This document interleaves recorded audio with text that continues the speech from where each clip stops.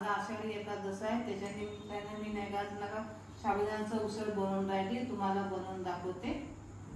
आता तेल टाकलाय कढईमध्ये, आता झालाय तेल, आता जिरं टाकून राहिली मी, पत्ता आणि मिरची टाकून राहिली, एक बटाटा आहे, असे काप करून घेतले लहान लहान, पूर्ण शिजले आहे बटाटे। आता छान शिजले, याच्यामध्ये थोडे शेंगदाणे तर मी टाकले आहे थोडे, याच्यामध्ये चवीनुसार मीठ टाकून राहिली।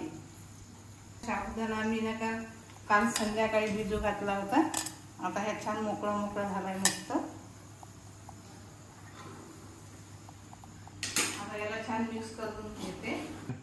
शेंगदाण्याचा कूट टाकून राहिली 1 वाटी। आता झालाय उसळ, आता छान आणि प्लेट मध्ये काढते।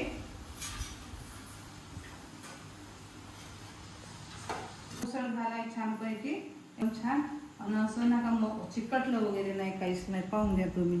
सोबत मट्टा आहे।